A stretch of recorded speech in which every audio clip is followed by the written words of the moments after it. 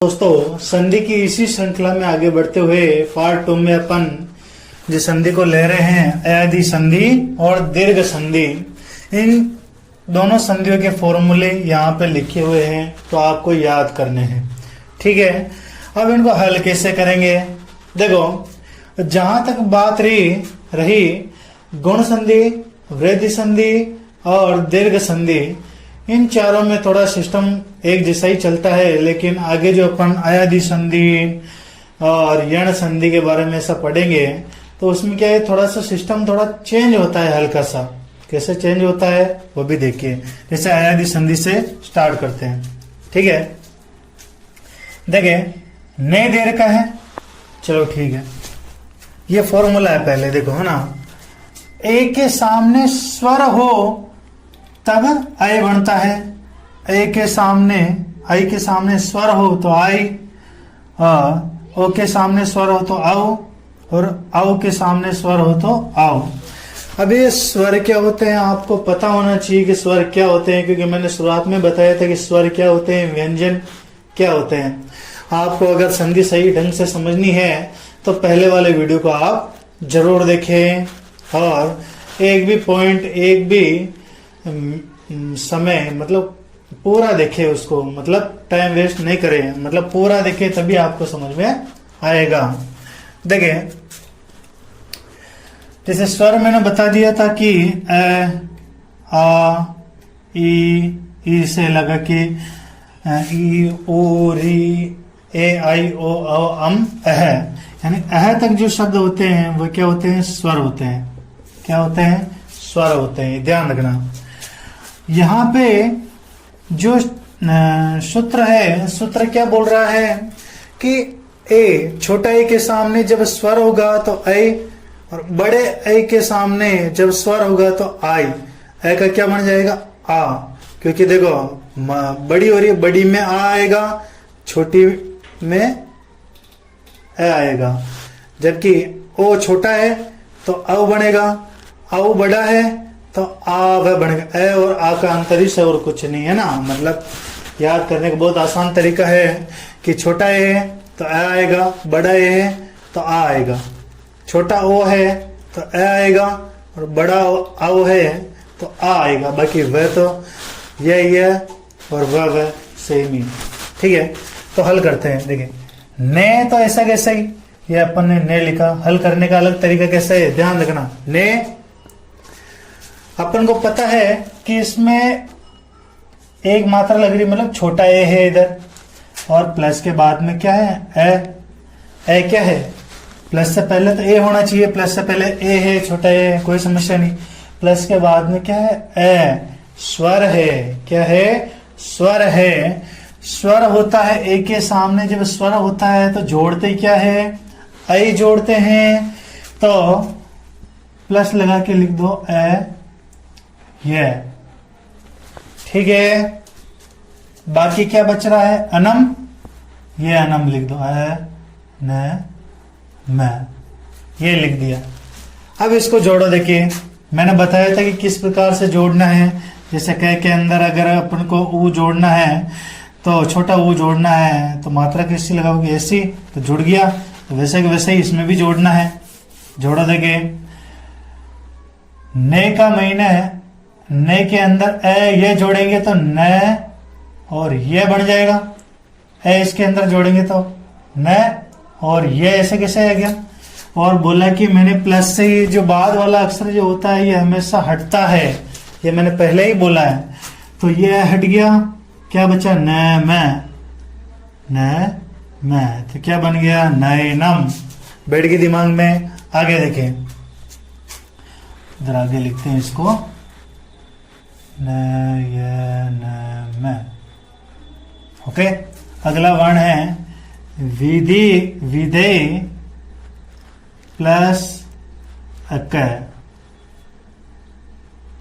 विधेय है ना, विधेय प्लस, देख रहा पहले इसमें देखो बड़ा ए की मात्रा लग रही है, और ए, बड़ा ए के सामने स्वर है, ए जो है स्वर है, तो जोड़ेंगे क्या? आ ये, तो प्लस के बाद में क्या लिखो? आ ये, अच्छा प्लस लगा दो, और बचा क्या? अक, तो अक लिख दो यहाँ पे। भाई कंफ्यूज होने की कोई बात नहीं है। क्या किया मैंने कि विदे के बाद में पहले तो ये पता कर दिया कि इसमें मात्रा कौन सी है, इसमें क्या है, यानी कि फॉर्मूला कौन सा लग रहा है ये, तो आई जोड़ना है तो विदे प्लस आई प्लस अक है, यानी कि इन दोनों के बीच में मैंने प्लस लगाई, क्या लिख दिया, आई लिख दिया। ध्यान रखना बस, और कुछ नहीं।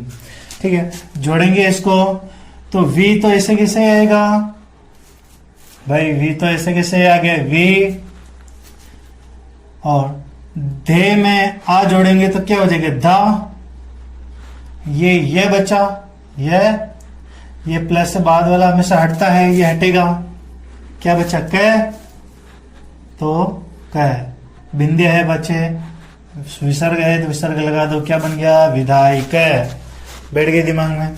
अगला है पौ, छोटा ओ की मात्रा, मतलब इधर ओ है ना, और इधर है, यानी कि ओ के सामने स्वर है। फॉर्मूला कौन सा, ये थर्ड वाला बैठ रहा है। क्या जोड़ेंगे, अब जोड़ेंगे तो पो तो ऐसे कैसे ही रहेगा, अपन पहले जमा रहे हैं ना, ओ ऐसे कैसे ही प्लस लगा लो। क्या जोड़ना है, अब लगा दो। अब क्या बचा, प्लस लगा के अन बचा है, न है ना, या फिर यादगिरी के लिए रख सकते हो कि प्लस से बाद वाले को हमेशा हटाना है तो पहले ही हटा दो। पहले हटा दोगे तो भी उससे कोई फर्क नहीं पड़ेगा, जैसे मैंने पहले ही हटा लिया। यहाँ पे जो ये ए है, ए को इधर मैंने लिखा नहीं है, इसको हटा दिया पहले ही। ठीक है, तो पो में अव जोड़ेंगे तो पो में ए जोड़ेंगे, पहले क्या बन जाएगा, प, वह ऐसे कैसे ही बचेगा, और न ऐसे कैसे ही आ जाएगा, क्या बन गया, पवन है, बैठ गई दिमाग में। अगला है रव प्लस अन, रव प्लस अन का मतलब, रव प्लस अन मतलब इधर मात्रा किसकी है, आउ की, बड़े ओ की, प्लस है, आउ के सामने स्वर है, आउ के सामने स्वर है भाई साहब, तो आओ जोड़ेंगे तो रो तो ऐसे कैसे, रव, क्या जोड़ना है, आओ, आ, वह, और प्लस के बाद में अन बचा, ए को पहले ही हटा दो, कोई तकलीफ नहीं है, ए को लिखता ही नहीं हूँ, डायरेक्ट न लिखता हूं मैं। ठीक है, बीच बिंदिया है तो बिंदिया लगा दो। ठीक है, जोड़ो इसको, रव में आ जोड़ेंगे तो क्या बन जाएगा, रा, वह बचा, वह, और ये न, क्या बन गया, रावण। बैठे क्या ना बैठे दिमाग में। बहुत सारे तो यहीं पे कंफ्यूज हो रहे होंगे कि भाई साहब यहाँ पे लिख रखा है की के अंदर मेरे को आ जोड़ना है तो कैसे जोड़ूंगा, तो की के अंदर आ जोड़ेंगे तो क्या बन जाएगा, की का क्या बन जाएगा, का बन जाएगा। मान लो यहाँ पे सी लिख रखा है, सी में औ जोड़ना है। ठीक है, तो औ की, सी की मात्रा, सी के जो मात्रा लग रही है की, इसको हटा के औ की मात्रा लगा दो बस, तो क्या हो जाएगा, सौ, सौ है ना, ये सौ है ना, ध्यान रखना, इस तरीके से जोड़ा जाता है, कंफ्यूज नहीं होना है कभी, ये हमेशा ध्यान रखना आपको। ठीक है, अगली संधि आ रही है दीर्घ संधि। दीर्घ संधि है तो दीर्घ संधि में कैसे क्या करना है, जब अ के सामने अ ही होना चाहिए, यानी कि सेम के सामने सेम, जैसे प्लस से पहले अ है तो प्लस के बाद में अ हो सकता है या अ हो सकता है। ठीक है, कोई चेंज नहीं है, मतलब अ होना चाहिए प्लस से पहले, या तो अ हो या आ हो, या प्लस के बाद में अ हो या आ हो, यानी कि सेम हो तब आ जोड़ेंगे। दीर्घ का मतलब क्या है, बड़ी। आ में बड़ा कौन है, आ। ई में बड़ा कौन है, बड़ा ई। ऊ में बड़ा कौन है, बड़ा ऊ। री में कोई बड़ा नहीं है, री आएगा, है ना, ध्यान रखना। तो प्लस से पहले या तो अ हो या आ हो, प्लस से पहले मात्रा लग रही क्या नहीं लग रही है तो अ, और प्लस के बाद में भी अ। जोड़ेंगे क्या, आ, तो जी, वह, अ जोड़ना है, आ जोड़ना है तो वह का क्या बन गया, वाह। ये हट गया तो क्या बचा, अणु, क्या बन गया, जीवाणु। अगला है कपि प्लस ईश, प्लस से पहले छोटे ई की मात्रा, छोटा ई प्लस के बाद में बड़ा ई, प्लस से पहले छोटा ई है प्लस के बाद में बड़ा ई है। ठीक है, जोड़ेंगे क्या, बड़ा ई जोड़ेंगे, यानी कि इसके छोटे ई की मात्रा लग रही है तो बड़े ई की मात्रा कर देनी है ना। तो कैसे कैसे ही पी पे बड़ी ई की मात्रा लगेगी पी, यही हट गया, ये स बचा, क्या बन गया, कपीस।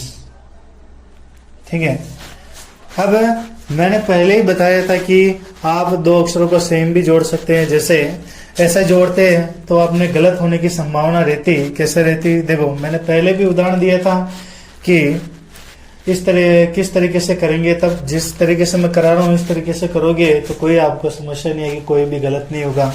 अगर तरीका एक और भी होता है, लेकिन मैंने क्या बोला कि उसके 75% गलत होने की संभावना रहती है। जैसे देखें, उस तरीके से करते तो अपन क,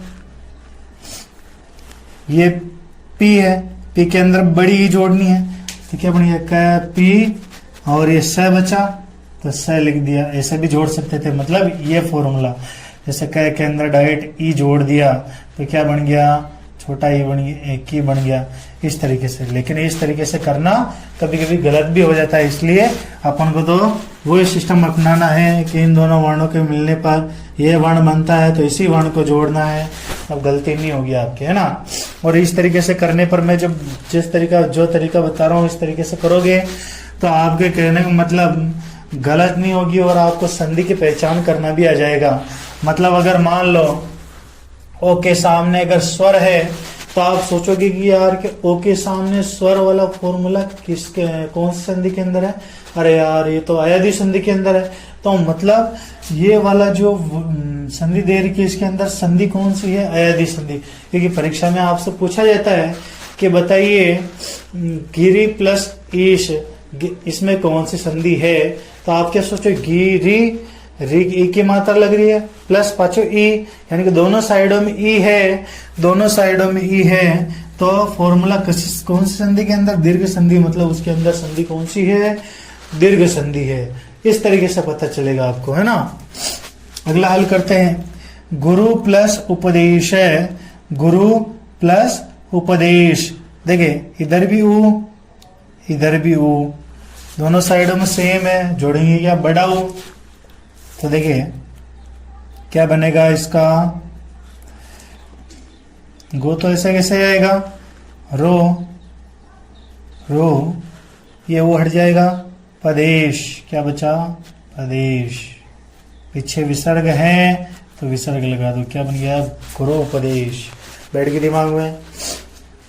एक यहाँ पे भी आप कंफ्यूज हो रहे होंगे कि रह के साहब आपने तो मात्रा चेंज की ही नहीं। देखिए कभी देखा होगा कि रह के कोई ऐसी मात्रा भी लगती है और रह के कभी ऐसी मात्रा भी लगती है। रह के ये वाली जो मात्रा होती है छोटी होती है, जबकि ये वाली मात्रा बड़ी होती है। ये हमेशा ध्यान रखें, क्योंकि रह के कभी भी इस तरीके से नीचे नहीं लगती है मात्रा, ये ध्यान रखना, दूसरे शब्दों की तरह इस तरीके से लगती है। ठीक है,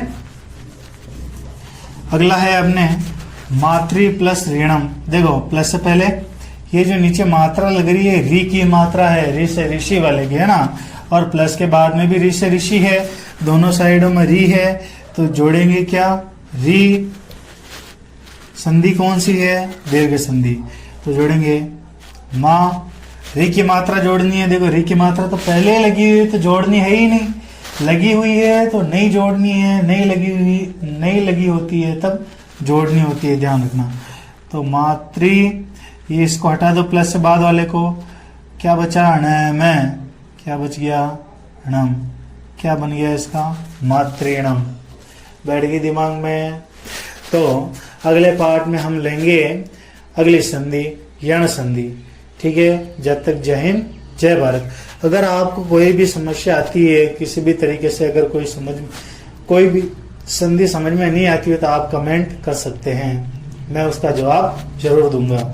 जय हिंद जय भारत।